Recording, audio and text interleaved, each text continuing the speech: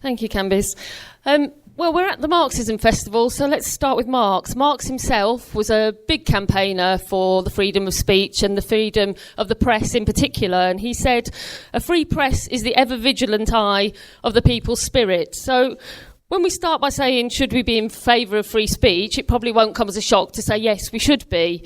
The funny thing is, though, that you find yourselves in company with all sorts of villains who also say that they are in favour of free speech. Let's start with the leader of the so-called free world, Barack Obama, who is in favour of free speech. In 2014, he told an audience in Estonia, we have to uphold a free press and freedom of the speech, because in the end, lies and misinformation are no match for the truth. Coming from Barack Obama, the man who, if people were at the opening rally, heard from Moazzam Begg, had played a key role in suppressing images of torture and what the US troops have been up to in Iraq. David Cameron, remember David Cameron? Bit of a nobody these days, isn't he? But David Cameron said last year that it's essential that we defend free speech, the rule of law and democracy, and I'm going to say a little bit more about David Cameron in a minute. So pretty much everybody supports free speech, it turns out. Funnily enough, not Donald Trump, Donald Trump is a law unto himself, a bit of an outlier, who apparently wants to change the libel laws in America to make it easier to sue newspapers and, in his words, I quote, win lots of money. So that's his attitude to the question of freedom of speech. But generally people think free speech is a good thing, and it's a very broad topic. It's been debated in different contexts for many, many years. I think the reason we're talking about it this year at Marxism is that there's been a number of controversies around the question of free speech. I think particularly after the attacks on Charlie Hebdo, there was a debate that emerged about the question of free speech and offensive cartoons and the whole question of free speech that emerged in the context of terrorism. There's also been a debate going on, I think, around the question of free speech on the campuses and the use of no platform and the banning of particular speakers, the use of safe spaces, something that I'm going to come on to say a bit more about towards the end of the meeting. And a narrative has really emerged, I think, in the last year in particular, that sees the right wing that the right wing tries to project themselves, if you like, as the defenders of free speech against either irrational conservative Muslims or against intolerant students in the student movement. And I really want to try and demolish that myth in this and unpick some of the contradictions and some of the controversies as we go along. But the first thing that I want to say is that clearly it doesn't take a genius to work out that there isn't actually any such thing as free speech under capitalism. Actually, in absolute terms, it's quite hard to imagine how there can be absolute free speech under any circumstances, but there are always limits to what is said. Under capitalism, there are legal limits that are set by copyright laws, by libel laws, by security legislation, by anti-discrimination laws, by anti-terror laws. We'll talk about some of these in more detail. But also you can look at things like the way in which the ownership of the press is concentrated in the hands of a tiny number of individuals, most of whom are totally bound into the political elite. You only have to look in the last week at, the front page of the Mirror, who think they have the right to tell people that Jeremy Corbyn should go, or you look at the shady role that Rupert Murdoch has played in the bizarre machinations that are happening in the Tory election campaign. Part of the reason people are now saying why Johnson didn't stand is that Murdoch is backing Gove, so that all of these things that are playing out at the top of the Tory party. Or you look at the influence of advertisers on commercial media outlets, on people who bow to the pressure of their advertisers over all sorts of things. People might want to discuss that in more detail. And the reason I raise quite a lot of these things about the press and other things is because the freedom of speech that we're talking about isn't just the right to be able to say things. It's not about we have the right to stand in front of our mirror and speak the words to ourselves. It's about who hears it. It's about the right to have your opinions actually heard. And in a world where wealth and power are so concentrated in the hands of a small group of people, this obviously ensures that they have the right to be heard over and above other voices and a much larger platform to put their views across. Naomi Klein put this well years ago in her pioneering book No Logo. She said, "Free speech is meaningless if the commercial cacophony has risen to the point when no one can hear you. And I think you kind of see a bit of this in the Euro referendum, don't you, where the right-wing narratives on both sides of the Euro debate absolutely drowned out the progressive voices of the left. But people say, that's all very well, but hasn't the internet changed all of that? Aren't we now living in a revolutionary new world where we're all publishers, we all can publish whatever we want to, we can put left-wing views across as easily as right-wing views? Hasn't all of this completely transformed? And actually, there are huge claims for the democratic impact of the internet. Here's one from Jimmy Wales, who is the founder of Wikipedia. You probably have your own opinions about Wikipedia, but a few years ago, he made this claim. He said, "Imagine a world in which every single person on the planet is given free access to the sum of all human knowledge. That's what we're doing." So there you go. You need look no further than Wikipedia to find the sum of all human knowledge. But it is, of course, true that the internet has transformed the possibilities for communication. There is access to information that previously would have been buried. You can search for information, you can discover news in an instant, you can discover counter-narratives explaining that news an instant later. You can see not just words, but you can see videos, you can see events unfolding for yourselves, you can reach global audiences.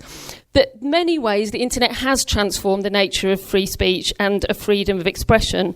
And not just the internet, the progress of portable technology. There's been numbers of cases in recent years where people have directly been able to record things as they unfolded on their mobile phones, including police violence and police racism, things that they've been then able to share and spread. People can tweet live events as they happen. Probably during this meeting we'll probably find out that somebody else is being deposed as the leader of the Tory party or something. Things are happening very quickly and people can find out about them very quickly. However, we have to have a bit of a perspective, I think. I think we have to also consider that there are limitations to how revolutionising the question of the internet is. First of all, to put it in perspective, half the world's population still has no access to the internet, so these people are cut off from this revolution in technology. Not only that, but 900 million people in the world are actually still illiterate, according to the UN, so they don't even have access to general written communication, never mind the advances that we kind of take for granted at the moment in terms of the internet. And a couple of other things about the internet. I know this will be a shocking revelation to people, but not everything you read on the internet is actually true. And actually, because there's a lot less legal scrutiny, even though there are various codes and various legal codes that are of what can be printed on the internet, actually there's much less scrutiny than there is in, say, the printed medium. I know it's hard to believe sometimes when you read some of the tabloids that there's any scrutiny on what they write, but actually there's even less regulation when it comes to the internet, and not everything you read. And sometimes it's difficult to pick through what are the trustworthy sources of information, and you have to do a lot of work to go back to find whether the things are the genuine evidence is actually true. Another shocking revelation, not everything on the internet is worth watching. I read a fact in a book that Tim Garton-Ash has written, a very interesting book about free speech, and he quotes a statistic that it would take 6 million years to watch all the videos that are uploaded to the internet in just 1 month. That's 6 million years just to watch the videos. That's without reading any of the text that goes on the internet in that month. And I mean, I assume that that's 3 million of those years is probably just watching cats doing silly things, but which I'm not saying is a bad use of the internet. I'm just saying it probably doesn't expand our knowledge as a collective society or expand the nature of freedom of speech. And of course, the internet isn't stateless. It isn't just a free exchange of ideas. There are legal regulations, depending on what state you live on in the world, there are also state regulation, not just of what you can write, which there are legal limits on, but of what you can view on the internet. And these legal regulations for different states also interact with the rules that are set by the internet giants themselves, the big players like Google and Facebook and YouTube, etc., who have their own codes of conduct and also do different deals with different states about what they're going to be allowed to be seen in different countries. So what you can view if you live in China or India or France or Britain will vary all of the time, and there will still be direct censorship in a number of places. And obviously commercial interests also have a huge influence in shaping internet use. We all know that search engines record what you're searching for, they guide and they shape your search histories. I had the rather alarming experience when I was researching this meeting that Google now thinks that I'm a reader of The Spectator, which is a really nasty right-wing paper that I was reading some articles for this meeting. So now whatever I Google, I'm getting The Spectator's view on this, which is a little bit upsetting. There's also that whole mysterious workforce who are paid to promote sites and products on the internet, to get things, up the ratings, to write fake reviews, all of that kind of dodgy stuff that goes on behind the scenes. And my final point about the internet really is that we should remember that the expansion of the internet is a very contradictory thing. Tim Garton-Ash, who I referred to earlier, writes in his book, "Never in human history was there such a chance for freedom of expression as this, and never have the evils of unlimited free expression, death threats, paedophile images, sewage tides of abuse flowed so easily across frontiers." And this will be something that people can recognise. Anybody who goes on social media will recognise that actually, as well as being able to find some very useful things on the internet, you also can't avoid all of the abuse, the sexism on the internet, all of the other horrible things that come with the expansion of the use of the internet. And we can come back to some of this and what you do about some of this later on if we have time or in the discussion. But I want to start really, before we move on to some of the other questions that I talked about at the beginning, by just saying a couple of more things about the hypocrisy of our rulers and their attempts to hold themselves up as the defenders of free speech, because obviously they pick and choose what sort of free speech they like. We mentioned Obama. I can also mention who's probably likely to be his successor, Hillary Clinton, who has described the internet as offering liberation technology. Although, of course, like the rest of the US establishment, she's much less keen on the liberation technology when it's used for Chelsea Manning to expose what the US military is up to, or Edward Snowden to expose the scale of US state surveillance programs. A real hypocrisy there. It's also true that when our rulers ban protests or political activity, these are also attacks on our rights to freedom of speech and freedom of expression in its wider sense. And whether that's in France, where people have been arrested even for wearing boycott Israeli goods T-shirts, or attempts to stop demonstrations and strikes, or where the British state worked together with the French state to stop the recent convoy to Calais. These are actually attacks on our rights to freedom of expression. We should also remember the direct persecution that goes on all around the world, including with many of allies, so-called allies of the West, the direct persecution of journalists and activists across the globe. And, over the last 6 months, I think, I've been involved in some of the campaigns. Many of us have been involved in supporting journalists and others who've been persecuted in Egypt, in Turkey, in Pakistan, in other countries. And we should remember that there are many people who are fighting direct persecution for trying to exercise the right to freedom of the press.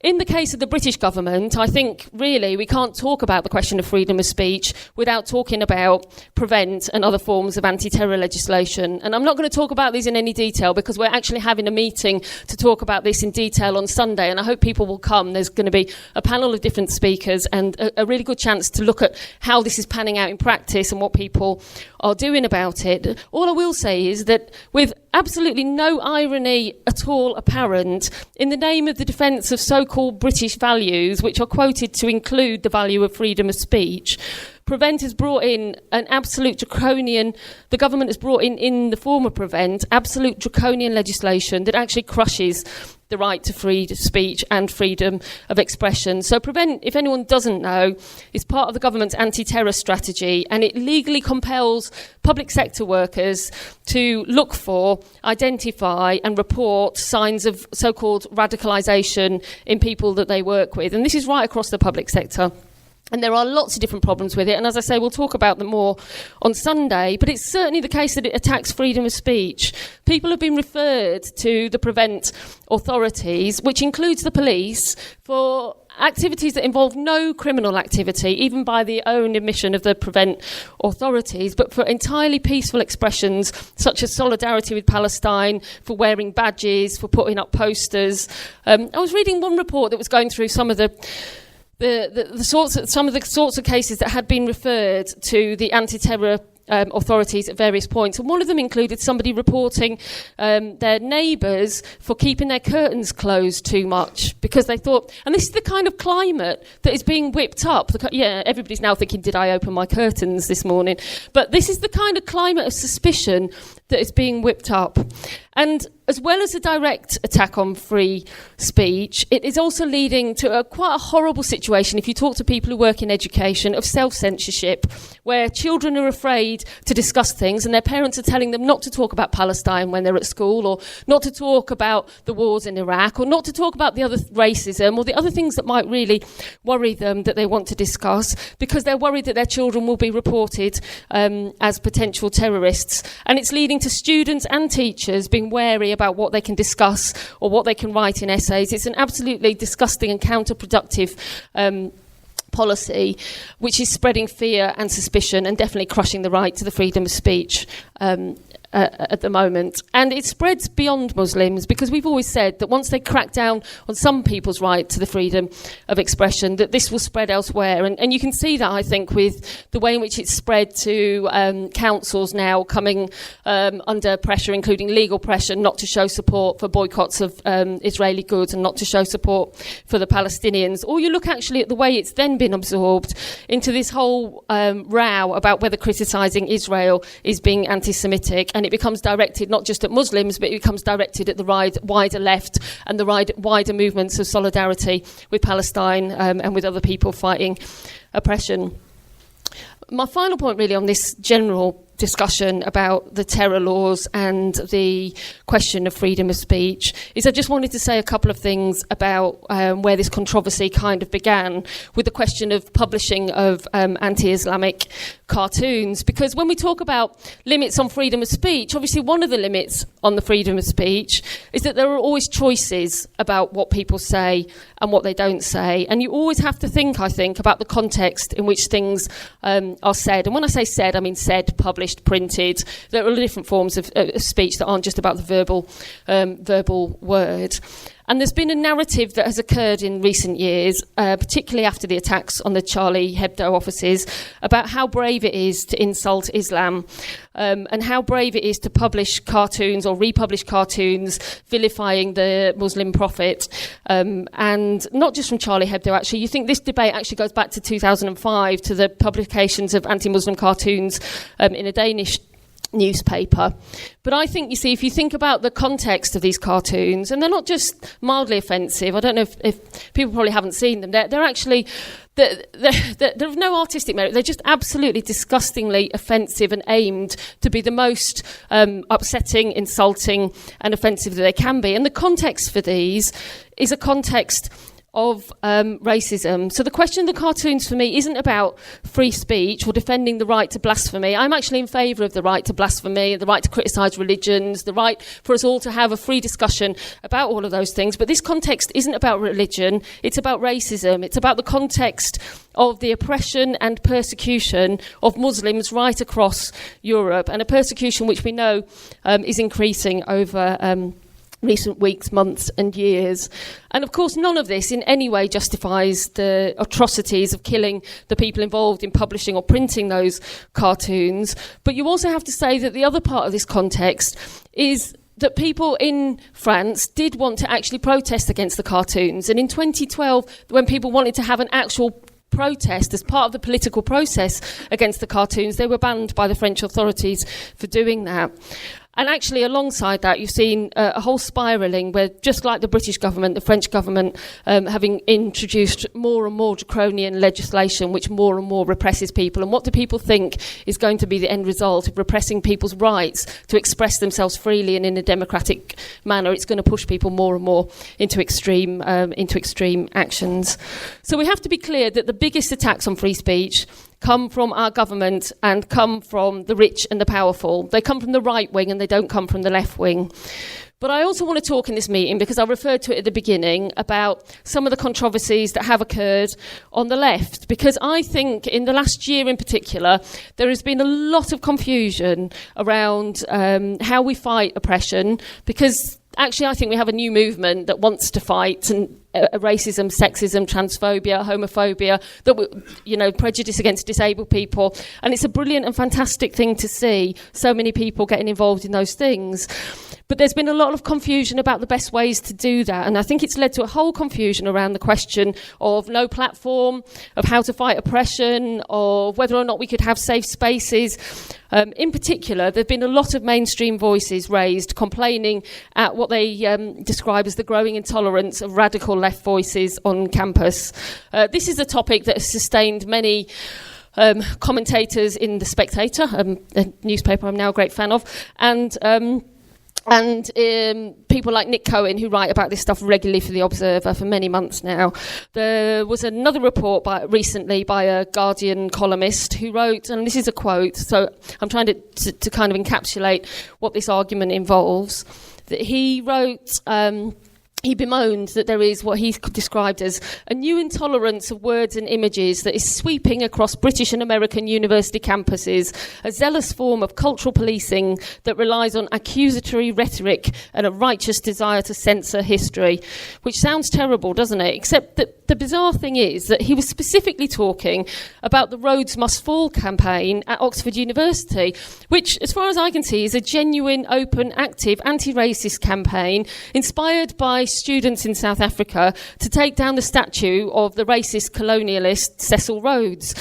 This, to me, doesn't sound like an attempt to censor or crush free speech. It sounds like an attempt to make voices heard that throughout history have been suppressed and not heard. It's an attempt to expand debate so that people hear alternative views of history rather than to crush it. So it seems a very strange place to start. But there are people who are confused about this question, and the first point that I want to make really is that we have to untangle some of the examples that are often thrown together, because when you read a lot of these reports and these commentary in the newspapers, they tend to throw a lot of things in together. So a number of the articles I read about the new intolerance on campus lumped together protests against the French fascist Marine Le Pen with the cancelling of a gig by feminist comedian Kate Smurthwaite after she was invited to Goldsmiths. I'm going to say more about this in a minute. I'll explain that one in a little bit more detail.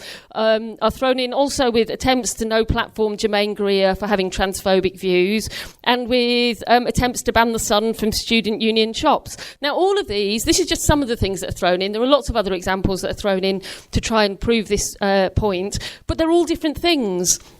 And actually also, some of them are often exaggerated for journalistic effect. So the many stories that were written about Germaine Greer being banned from Cardiff University, apparently she was being no platformed from Cardiff University last year for her transphobic comments. In actual fact, there was a petition against her, but the petition was rejected, and she did go to the university and she did give the lecture, and there were a handful of protests, but her lecture went ahead on the whole completely undisturbed. So some of these things we should remember are exaggerated to try and make a particular point. At the same time, some of them are pretty straightforward. We should support the Rhodes Must Fall campaign. It's a progressive campaign. It's an anti-racist, anti-colonialist campaign. And we should also be very clear, I think, that protesting at the powerful is not an attack on free speech. It's not a sign of anti-democracy or intolerance. It's an expression of democracy and free speech. And if that person is Nigel Farage or Marine Le Pen or the Israeli deputy ambassador, which caused some controversy when there were protests against him at Essex University a couple of years ago, it's both justified to protest against those people. Those are people who actually try and suppress the freedom of expression of other people, but also none of those people are particularly media shy or deprived from airing their views. You think of Nigel Farage, he's on the telly every single day. It's not an affront to his freedom of speech to have a protest to say you are a racist and we don't agree with you. Protesting at the powerful has always been part of our tradition, and we shouldn't accept any kind of attacks on our rights to do that. However, there has been some confusion on the left about what is no platform, what are safe spaces, what should we do with speakers that we don't agree with.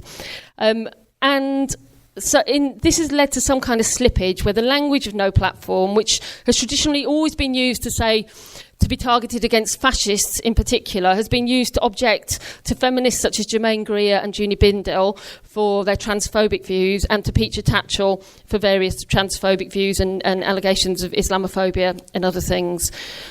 And I want to start by saying we should defend no platform as a specific policy, just directed specifically at trying to stop the rights of fascists to organise as open and ordinary and legitimate political parties.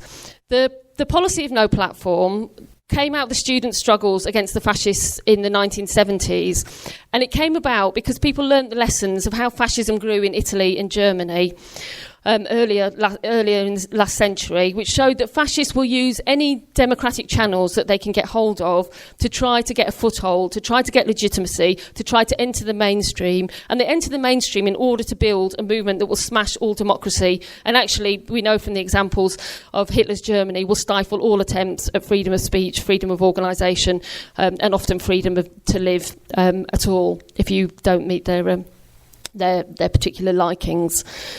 And no platform is about having a collective response to try and stop fascists being accepted as part of the mainstream politics. It involves refusing to give them legitimacy.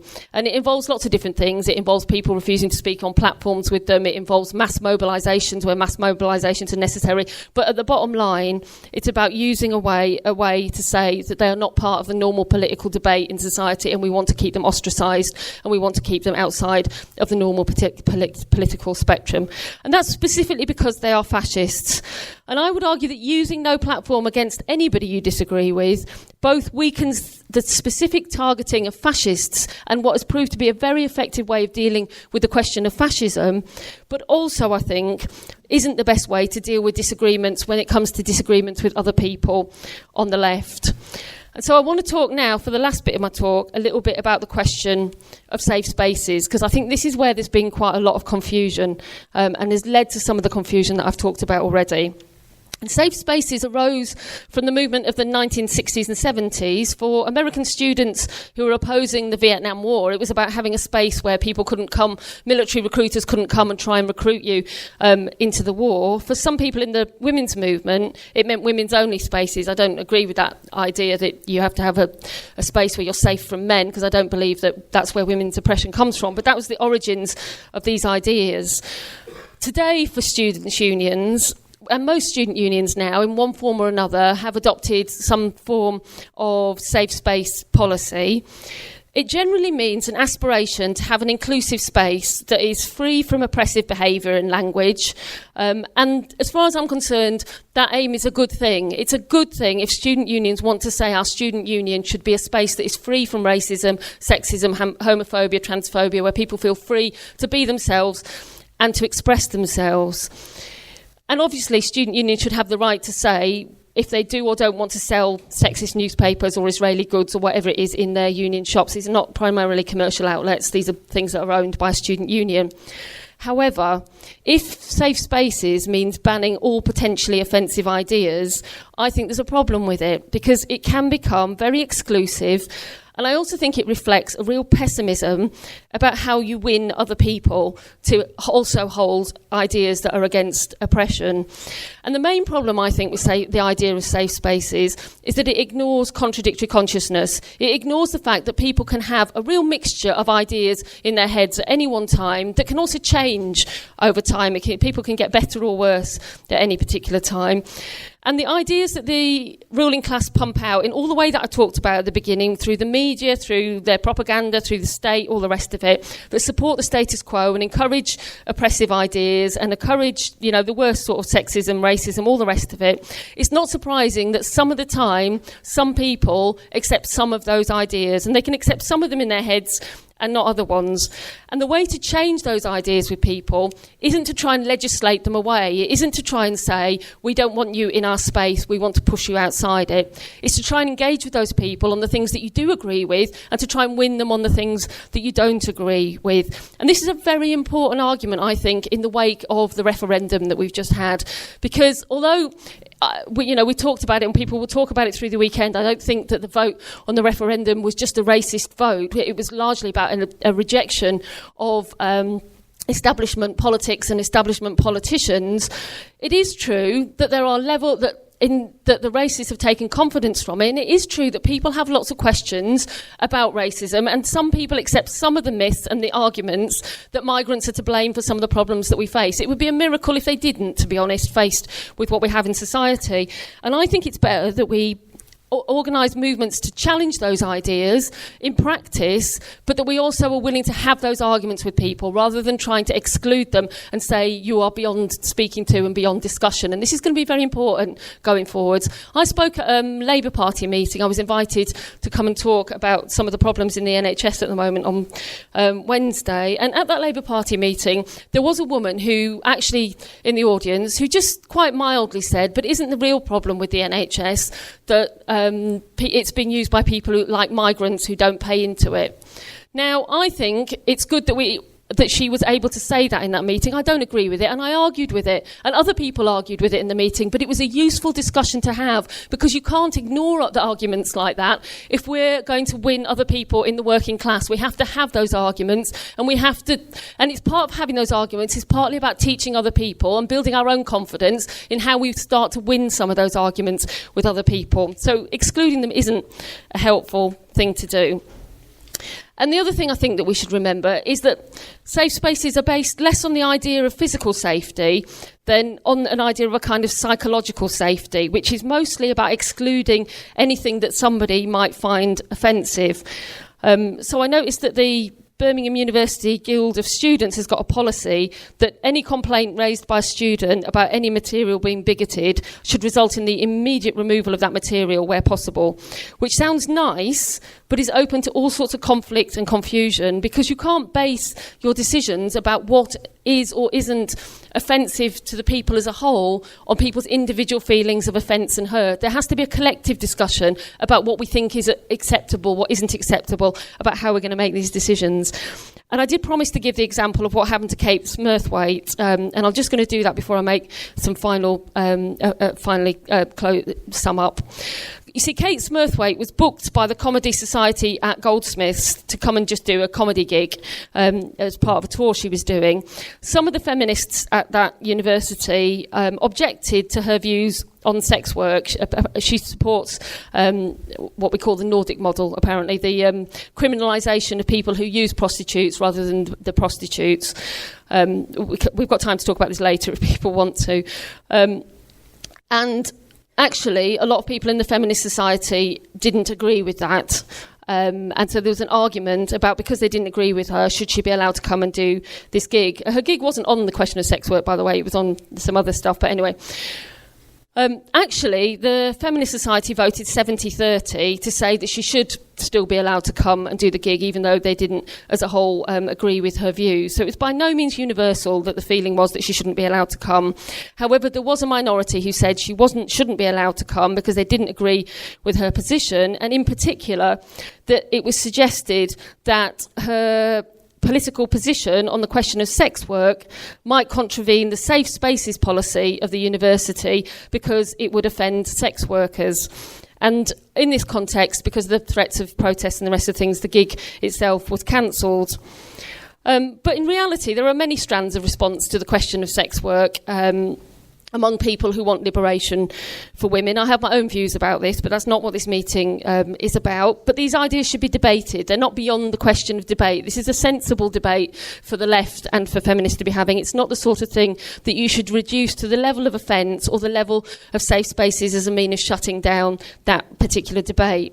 Now, I will say, when it comes to the question of transphobia, actually, I have a lot more sympathy for people objecting to Germaine Greer or Julie Bindel or others, because transphobic attitudes are still rife everywhere, and I completely have a lot of sympathy with people who are trying to challenge those. But I don't believe that those arguments, like the arguments I was talking about earlier over racism, will be won by narrowing debate and shutting down discussions on the left. I think they will be won by having those arguments out and showing in practice how you fight for genuine change. And I think the problem with some of this stuff is that it reflects a trend for the radical left to look inwards and to be criticising others on the left rather than to look outwards.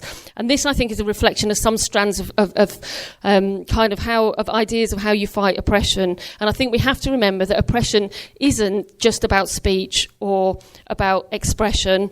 It's not a psychological phenomenon. It has material causes that are built into capitalist society. And that's why I started with the rich and the powerful at the beginning of this meeting. And actually, to be part of the fight to change that, you don't have to iron out all your disagreements and all your prejudices before you can be part of a fight for radical change. Actually, the fight for radical change is normally what helps people to iron out all their prejudices. And we have to get that the right way round. There are many other things that we can talk about this, the limitations of trying to organise to fight oppression through bureaucratic means, or the question of bans people might want to bring up, and the question of whether we can ban away or censor away some of the worst forms of prejudicial speech and all the rest of it. If people want to raise that, let's talk about that in the discussion. I want to just finish by saying that socialists are in favour of the maximum amount of freedom of speech, but that's not just as an end in itself. It's not the case that we think all views are equally valid and they should all be out there and we should just throw them all out into the mix. Actually, we want freedom of speech because we want to have the ability for people to put forward a critique of what is being done to us through austerity, through capitalism, and through the oppression and exploitation people face. But also we want a different world, a world where freedom of speech isn't censored and crushed by the rich and the powerful, where the right to have your voice heard doesn't depend on how much money you have or how many powerful friends that you have. We want a world where freedom of expression is genuinely about the freedom of expression of the mass, of the downtrodden, the oppressed, of people rising up to take control of a world that can be run in a safer, a fairer and a more just way for all of us.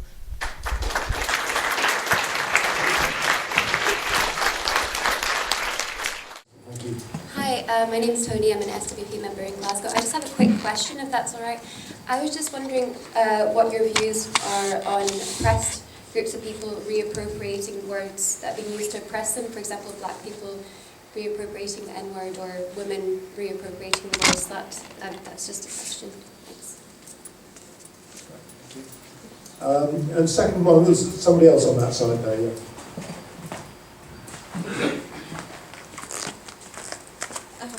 Hi, I'm never speaking, but I just have a point about safe spaces. I feel like your point that safe spaces are sometimes a bad thing may be taking it a bit too far.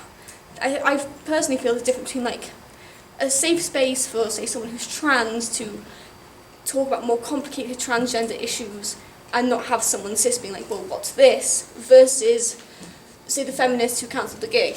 So I feel there's a distinction to be made between safe spaces for discussion and for people to express who they are away from bigotry versus safe spaces in a more general sense of you're a fascist, you shouldn't be here sort of thing. I just felt like that was a distinction that I wanted to make.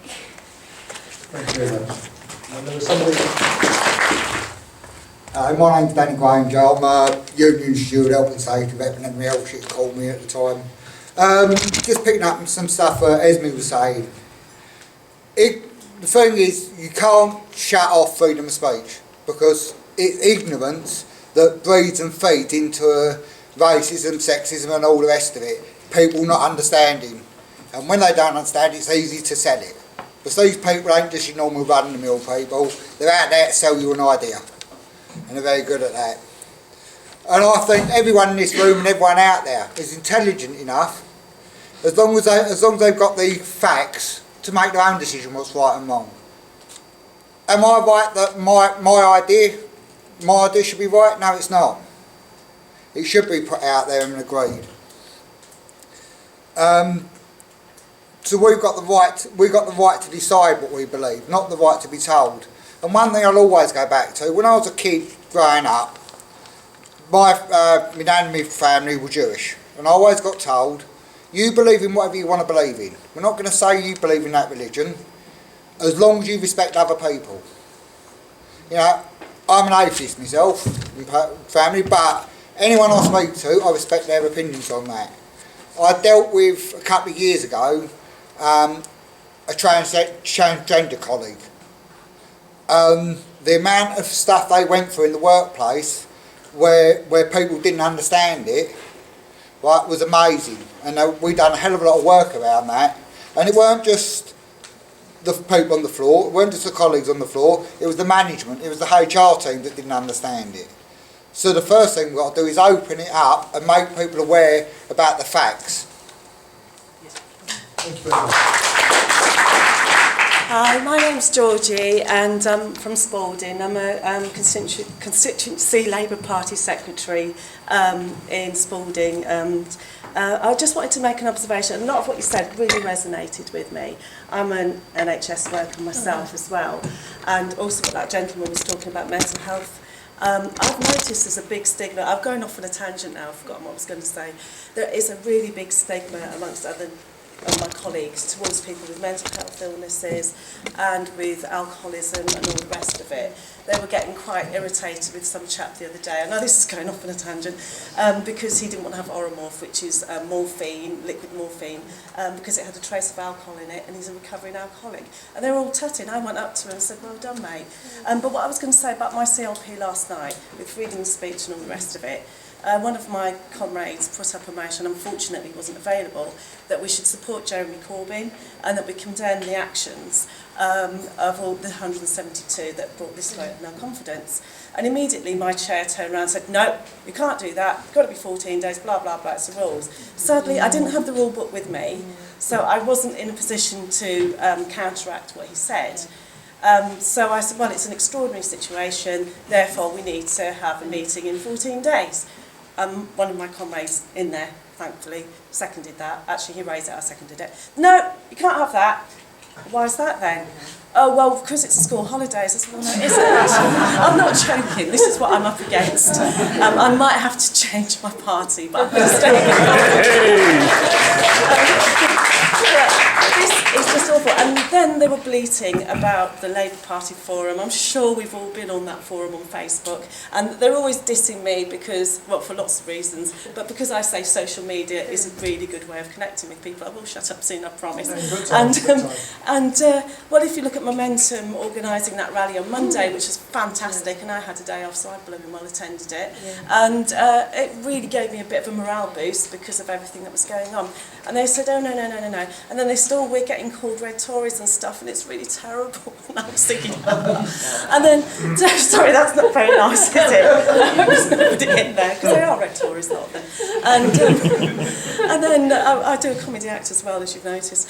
And then at the end of it, Peter, my comrade, turned around, well, what about the 12th of September instead of the 30th of September? And we all know it's going to be done and dusted by then. And that was, we finally got that. Well, I'm going to look up the rules and I'm going to bring them to task. But it was just, I could not speak. There were all these horrible people saying how Momentum and Corbynistas and SWP, my God, you can't mention that there. And woe betide if I mention socialism at all. So I'm not able to have freedom of speech in what should be a socialist movement. They are not listening. They said, oh, we need to listen to the people and find out why they voted out. And I was thinking, you're not listening to your bloody members. You're not listening to people in the CLP. Sorry, I swore.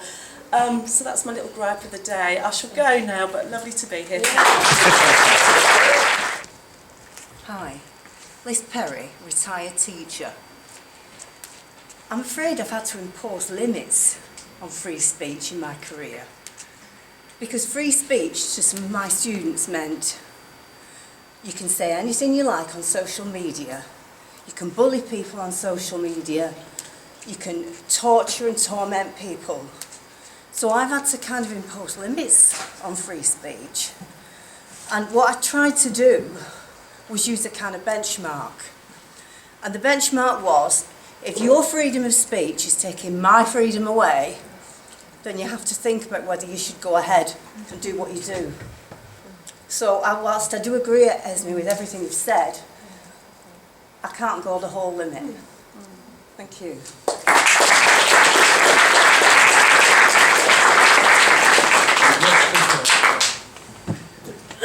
I'm making my job very easy as a chair as soon as one person. Oh, sorry, Yuri, I forgot about you. Hello there, my name's Mark and I'm from Manchester, Central Manchester branch of the SWP. and I'm a mental health nurse as well. It's kind of ironic that I stand here now in a meeting on freedom of speech thinking, what shall I say? I've thought something. I think Liz has just made a really good point there, and actually being a male, sort of middle-aged man, European, white, I'm probably the least person I can think of. So all I can do is look at Karl Marx and what Karl Marx said, and please correct me if I'm wrong, I'm not a Marx student. I'm sure he said we need to be a tribune of the oppressed. So what I'll do is I will stand up for the people who are being oppressed, and I'll point to the people who are the oppressors. So I'll say the Tory government, whoever is going to be the next Prime Minister, are racists, and they are stopping the people, those poor people in the jungle in Calais, from having a decent life. In fact, they're probably killing people. So I think I'm able to say that, and it's wrong. And what we should be doing is fighting against this oppression. So I can quite rightly, I think, stand here and say that. This microphone isn't working. I don't need it, I've got a big gob. Yeah. So I suppose the other thing I wanted to say as well is, Liz said you're putting limits on the freedom of speech. I don't think it is putting limits on the freedom of speech. I think it's standing up for those that are oppressed. So when you say there's a bully that's picking on somebody, you're not cutting down freedom of speech. What you're doing is saying that is not right. You're being a tribune of the oppressed, and you're saying this person should not be picked on for whatever reason they are being picked on. So I don't think it's limiting. I think it's probably opening the debate up and saying to everybody else, is this right, what is going on? And I think we'd all agree when we see bullying, it's wrong, and it's as simple as that. So that's all I've got to say for now. Thank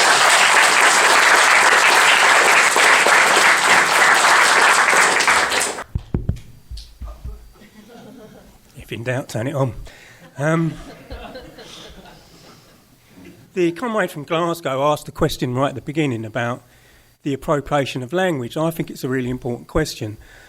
See, I think what happens is that when people would appropriate racist and sexist and homophobic language within the group of people who have and suffer that form of oppression, it has the appearance of radicalism. It appears as though you're taking language from the oppressor and using it on your own terms. And that appearance, I think, is deceptive, because within your closed group of people, you understand the nature of the irony of it, and you understand the joke. But what does it do? It legitimises the use of that term way beyond your in-group and makes it much more difficult to fight oppression. And another thing that it does is it reflects an enormous pessimism. If you think about early 90s hip-hop and where the legitimisation of the rehabilitation of the N-word comes from, what does it stem from? It stems from a belief that we can't really beat racism. So what we have to do is segregate ourselves into a little group of ourselves who can use whatever terms we like, because the prospect of winning other people to not use that term is no longer on the agenda. I think it gave the whole question of using the N-word and the use of the term slut and so on, which I just find absolutely abhorrent, as basically what it's saying to the rest of society is that you can now go on and Jimmy Carr is allowed to go and make a series of ironic jokes that actually reinforce oppression, and really what it stems from is a belief that we can't fight and win. So I think we have to challenge it. I'm not saying we have to challenge it necessarily always in a moralistic fashion and sort of ban it and so on, but I do think we should have an argument with people about the question of what language they use, because even if they think they're using it in an ironic way or in a reclaiming way, they have not thought through the consequences of what implications it will have beyond that group.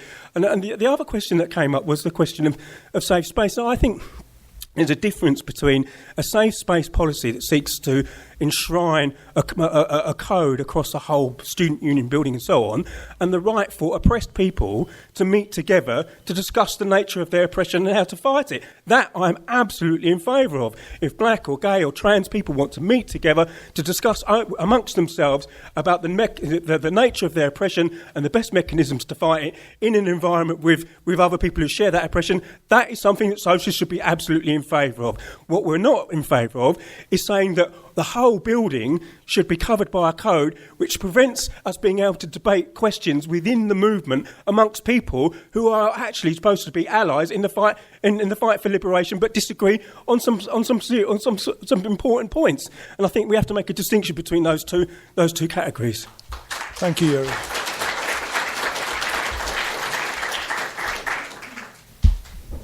I'm Barış from Turkey, and freedom of speech is also a great issue in Turkey at the time, especially. There's a huge number of journalists simply imprisoned there for insulting or saying something that does not conform with the ruling party and their president. But I actually wanted to talk about a project that's going on in Turkey, not a particularly big one, but one that I find is really relevant to this meeting, simply because we have talked about how freedom of speech is about making the voices of people heard whose voices are not heard a lot, generally. So in Turkey there is, in Ankara, there is a project by a children's organization. It's a children's newspaper, Eksi 18, and it's a children's newspaper not in that it is a newspaper for children, but in that it is a newspaper that is made by people under 18 and that is trying to get their voices heard in Turkey, because in Turkey usually people don't listen to youth or children. So I just wanted to, again, draw attention to that project and endorse it once again. Thank you.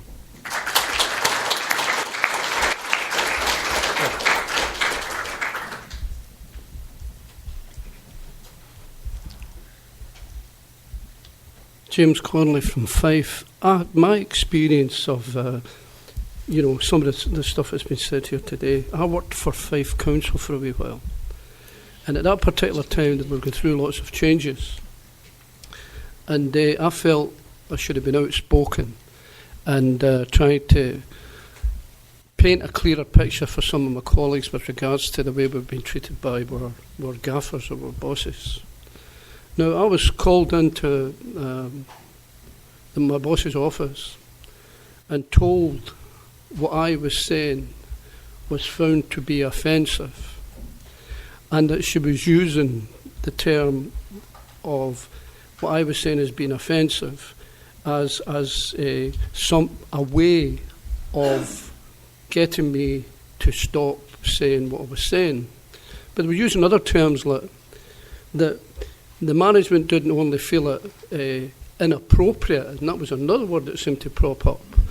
So anything that I said with regards, action that should be taken against our bosses was inappropriate.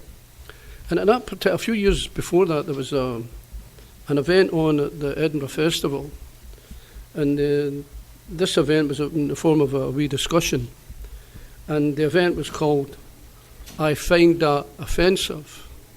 And the conclusion was at this event that the term "I find that offensive" is offensive in its own right. Thank you. Yeah, I think some of the discussion, that anxiety about whether people are being sort of censorious or something when they're, saying that certain terms are, unacceptable and everything. I think, first of all, we have to think, who's doing the controlling and the decisions? In whose hands are we giving power to ban things or to say that things aren't right? Because there's a whole set of if you look back historically in terms of how working class people are not allowed access to ideas and arguments. For instance, the whole fight to have access to information about birth control. When Mary Stopes and other people, when they wanted to publish books that were available but in cheap form, this was seen as, whoa, we don't want people finding out about this. It's fine for, upstanding middle class women who are married, but what if, working class immoral women get hold of this information? And the same thing we saw around Lady Chatterley's Lover, the novel. It was available, but it was available in an expensive edition. Once they wanted to bring it out in a cheap edition, that was what brought the court case. And so we want to see who's trying to stop us having access to things. But I think when you look then at things like the media, which seem like all powerful. There's nothing we can do about it, and it's shocking sometimes. You just look at the Express, you know, every other day, maybe every day, you know, it's got stuff attacking migrants. Some people in the room are old enough to remember in the miners' strike, when they wanted to put the front page picture of Arthur Scargill looking like he was Zeke Heiling. He wasn't, he was waving at people at a rally. Printers decided they weren't going to publish that it was not going to be in their name, that they'd published something which was a horrible attack on Arthur Scargill, who was leading the miners' union. And they didn't do it, and so it was a blank front page. I mean, we've still got it in the Socialist Worker office, a copy of the front of that. Now, that is collective power.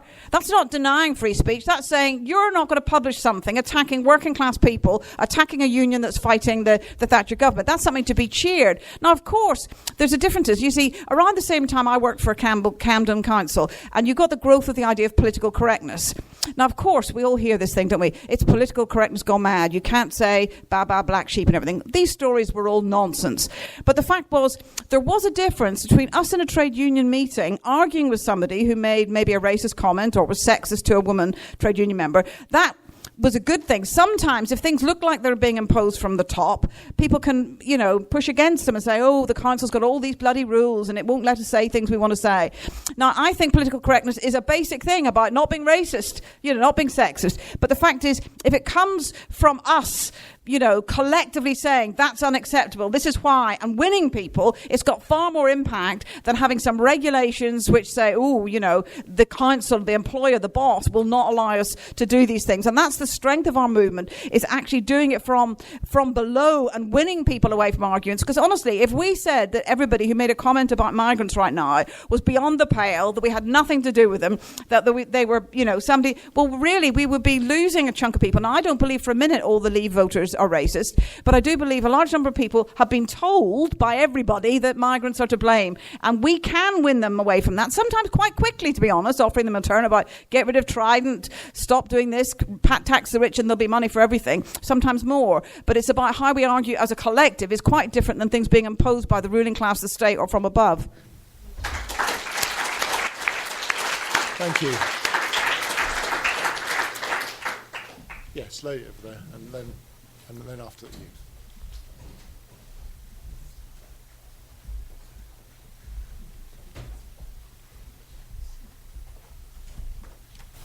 Hi, my name's Petronella and I'm really nervous. I'm not good at speaking, but bear with me. The previous speaker referred to political correctness, which we think is a good thing, but the danger about political correctness is political correctness has gone too far, and a lot of people think that they're not able to say what they think. The danger is it shuts people up. It's safer to have people who say stuff, no matter what they say. I would rather have that person than somebody who thinks stuff and acts stuff but doesn't speak. That person is a lot more dangerous, yeah? The danger is also, with the internet and communication, a lot of people think freedom of speech means they can say what they like. They are entitled to say what they like no matter what. But what we're seeing now is people going on marches with their faces covered, trolls on the internet, hiding behind a wall of anonymity. I think that is another dangerous trend that's coming up. I hope that makes sense. But I think the danger is people not saying what they think and hiding behind the wall of anonymity. Thank you. Thank you.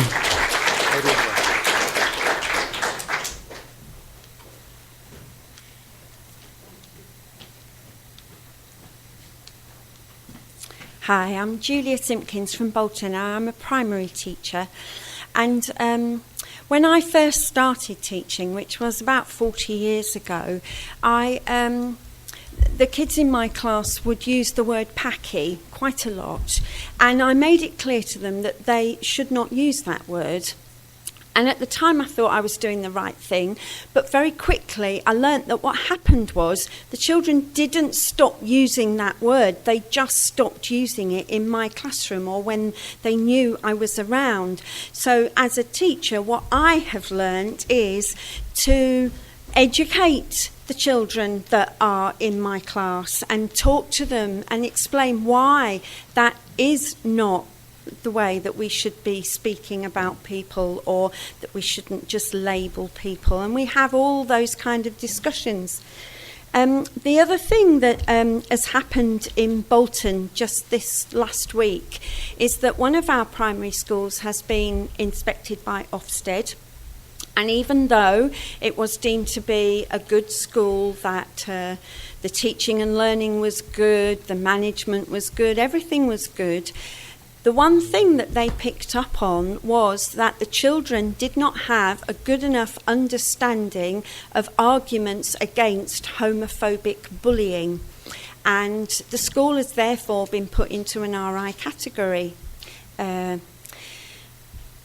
although, you know, I agree that it's really important that children understand that, the irony for me is that when I did first start teaching, well, about 30 years ago, we were told not to talk about that. I can't remember the number of the section.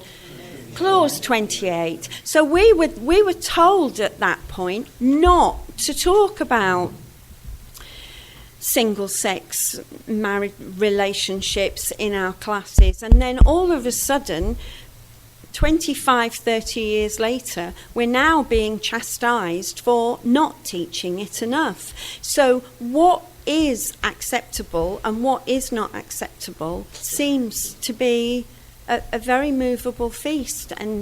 And so this whole idea of free speech and what's all right to say and what's not all right to say, I think basically what you have to do is you have to decide for yourself and try really hard not to have that imposed on you from outside, which when we have these people like Ofsted coming in to tell us what to think makes that very difficult. Thank you.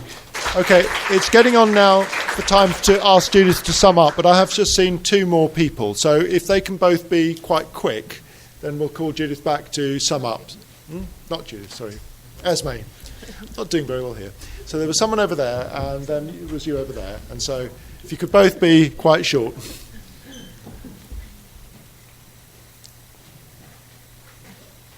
Hi, I'm Rachel from Glasgow, SWP South Branch, and I'm an artist, and I just kind of wanted to share more of a reflection from, you know, you think of arts, you think that's kind of the core of freedom of expression. And in fact, actually, in recent years, I think there's like this link between ideas of freedom of speech, safe spaces, etc., and the identity politics on an individual level, which are very neoliberal ideas. Which has kind of come to this point where, as an artist, you're constantly self-censoring and being censored by your community of artists at the same time as well. You have to almost prove your right to be able to speak about something through your own body and like identity through that. And I think it's something that's getting really, really dangerous now, because although this seems to be like, you know, somebody from a different ethnic background or like from an oppressed background might then get picked up by kind of larger kind of arts organisations, and it's seen as great and, you know, another expression of oppressed nature, but it's really not. It's actually just capitalism usurping that and using for its own, because the art market is one of the most capitalist systems, and it's just using that. And it's almost like a kind of self-gratification as well, and it's another form of oppression. I think it's just on a different level, but I just wanted to share that. Thank you.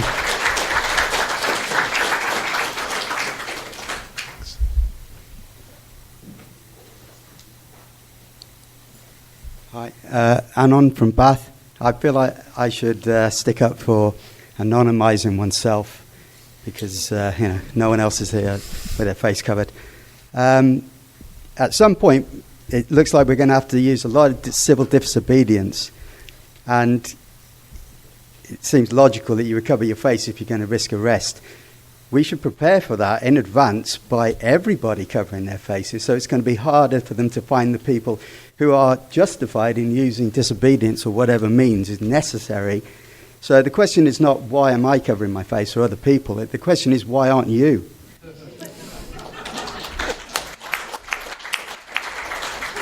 Well, the most controversial question was left till the end, and it's a pity that it's only Judith, only Esme that can come back on that. Okay, Esme. Well, thank you to all of you for actually what I think was a really interesting discussion, and I think many of these themes will carry on being discussed throughout the event. Why are we not covering our faces? Well, I can't speak for everybody in the room as to why you're not covering your faces. Personally, I think we should still fight for the right to talk about radical ideas without having to cover our faces, and that we should, for as long as we possibly can, until we reach a situation where, for tactical reasons, we can't, if that should ever happen, we should always fight to have our discussions out in the open. This is actually part, for me, of defending the freedom of speech from the bottom up. We should be able to have these discussions, and there are attempts by our ruling class, as I said, through the Prevent and other methods, to say that actually what they call non-violent extremism, by which they mean Islamism, but which then starts to spill over into other forms of, what they might call us extremism, people who dissent from the government's policies, are trying to censor things like that. But at the moment we're not censored, and we are able to have these discussions, and we're able to have them out and openly, and we don't just have them here in meetings of the left. We have to be able to have these discussions among lots of other people who don't see themselves as part of the left. We have to be able to have them in workplaces, in student unions, on the street, where we do street stalls, and we have to be able to do that openly by being open and proud to stand for what we stand for and being able to discuss that openly. That's my reasons for why I don't cover my faces, and I think our greatest safety is not actually through covering our faces, it's through building the biggest possible mass movement that understands the side that we're on, and is able to defend each other and to defend our comrades should they ever become under any persecution. A couple of other issues I think that have come up in the discussion. There's been a little bit of discussion about the question of safe spaces, and I do agree that it is a different thing when you talk about oppressed people having the right to organise themselves, to discuss among themselves how they want to take the struggle forwards. And we, as socialists, we've always defended the rights of oppressed people, whether they're black people, women, trans people, gay people, whoever. Oppressed people have the right to organise separately if they feel they want to, obviously, and we support that right absolutely wholeheartedly. People have the right to self-organisation. There is another question, which is about how far is that the best way to defeat oppression, which I don't think that the person who raised this was arguing. I think they were arguing that maybe some people find it of benefit to meet with other people who share the same oppression, to discuss experiences, and if that's the case, then that's good. But I think we have to think about what is the best way to smash oppression, because we don't want to just be able to sit with other people who share our oppressions and understand where we're coming from. We want to get rid of it altogether, and we want to smash this out of the system completely. And for that, really, I think we have to think about where people's self-confidence comes from, and how, as a person who is oppressed, do you gain confidence out there in the world? And my experience throughout my whole life has been that the greatest confidence that you gain is when you feel that you're fighting back against your oppressors, and that is where people get the strength. They get the strength from each other and from the feeling of confidence and power and control that comes from actually saying we're not just taking all this stuff, we're actually fighting back against it. And that's why I thought the comrade from Spalding, the troublemaker from Spalding, CLP, made some very good points about social media, actually. That social media is that double-edged thing, isn't it? But so Momentum can call that meeting, that rally, at very short notice, which was absolutely needed to try to drive back some of the attacks on Jeremy Corbyn and show that strength is there. But again, if it organised it, but then actually the experience of being on that demonstration actually comes back to what I was saying, is that's what gave people the feeling of strength to take the campaign forward. Because if you just sit on social media, you can be very, very depressed. This is why I try not to spend a lot of time, to be honest, on social media. But if you just judge things and the mood of the country and the mood on the left and what people are doing by what is on social media, you can get a very distorted view of what is happening, and you can become very isolated and very depressed. So although social media has fantastic organising abilities, they only work if you actually organise events where people are going out in mass numbers and communicating and organising and all the rest of it. A couple of other interesting things that came up in the discussion. Again, actually, lessons from Spalding. The bureaucratic methods of shutting down free speech, which is actually no news to any of us in the trade union movement. And actually, I think it's quite interesting. I've heard reports from our own local Labour Party today, actually, about attempts that they've made to organise meetings to oppose Jeremy Corbyn that have been gerrymandered in some quite interesting ways. But we know that one of the methods of shutting down free speech is to use rule books and bureaucratic methods to try and stop people actually getting to have the debates that they want to have. And this is one of the fights that we have to have in whatever organisation we're in, is that when there is an important event that needs discussing, and we should be having the right to discuss that. And when it comes to the question of Jeremy Corbyn, this for me is such a clear example of the travesty of free speech that comes from above. Because why is the speech of the, 174 MPs, why is their view more important than the thousands of Labour Party members who voted for Jeremy Corbyn and made it quite clear who they wanted as the leader of the Labour Party? And this is why the question of free speech is ultimately a question of power, because it's about who has the power, not just to say things, but actually to put those things into action and into activity. And that's why I think we can't leave control over the question of free speech to the rich and the powerful. Even actually attempts to stop the most disgusting sorts of ideas. You look at some of the anti-discrimination legislation in Britain. In 1965, the Race Relations Act was brought in that outlaws incitement to racial hatred, and that was the product of struggles of black people. That was brought in as a reflection of the struggles from below that had come about, and that was partly supposed to protect people from hate speech, from racist speech and racist ideology. But who was the first person to actually be prosecuted and imprisoned under that legislation? It wasn't a white far-right racist. It was a black power activist, Michael X, who was convicted of having inflammatory speech against white people. So although we might defend legislation that's anti-discriminatory, actually we can't trust the state with defending our rights or defending the rights of oppressed people or minorities. We have to fight to do that ourselves. And where does the power lie to do that? Judith talked about the miners' strike, and it reminded me of a recent example from the French strikes, where the French strikers sent a statement explaining their dispute to a variety of newspapers in France, and only one newspaper agreed to print it. I can't even remember which one it was. And so the workers at the other newspapers went on strike and shut them down. And that, for me, is about workers' democracy and workers actually intervening in the question over what is printed and what is said.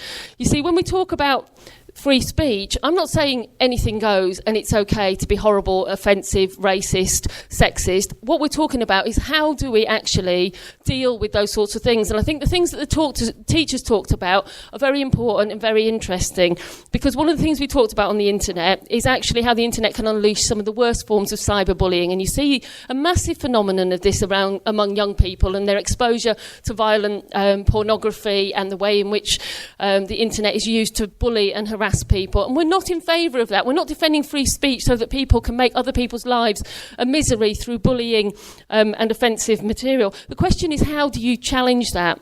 And one of the things that I think about, I think there are a lot of teachers doing a fantastic job to try and challenge that in their schools and to run projects, and there are people who do fantastic things around gay rights in schools and around black history and around a whole load of other things to challenge some of the oppressive ideas. But you think about something like the question of bullying of girls in schools, and you just think about what a tragedy it is, the way in which sex education and relationship education in schools has been absolutely destroyed under the Tories, and the way in which actually access to proper services and sexual health for people is one of the things that is massively under attack at the moment. So, all of these things are linked together with a struggle against austerity and with a struggle for us to create a new society. And somebody mentioned the question of political correctness, and is it better to let people just say what they want, even if they've got racist, sexist, homophobic ideas? And again, it depends on the context. I talked about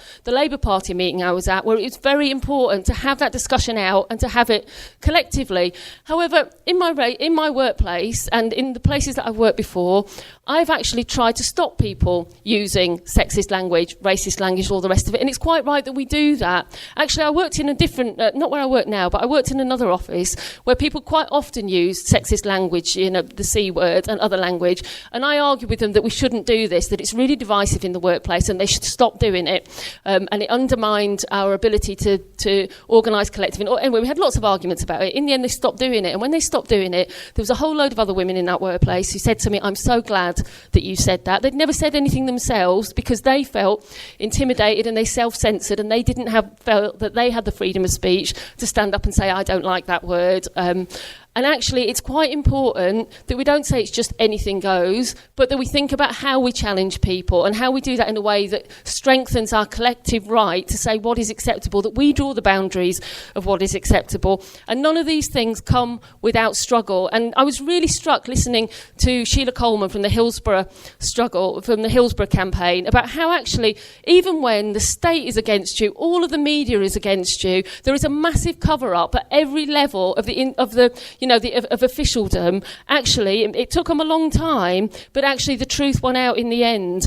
And when I say, the struggle for free speech, the tradition that we stand in, that's the tradition that we stand in, is about free speech for the people whose voices quite often aren't heard. We want free speech for people from the bottom up to get the truth out there, to demolish the hypocrisy and lies of our rulers, and to allow people the right to have our voices heard. And I think it's really important that in the next few months going forward, when the whole of British politics, well, beyond Britain actually, when politics are in turmoil, it's going to be really important that our voices are heard and that there are voices arguing for a massive united fight against austerity and against racism. And we're going to have to fight to get that heard, and we're going to have to fight through collective activity and through challenging ideas and through getting out there and talking to people. And it's going to be a big fight. It's a really important fight, and we stand in the tradition of people who fought against censorship and who fought against attacks on free speech. And it's a material fight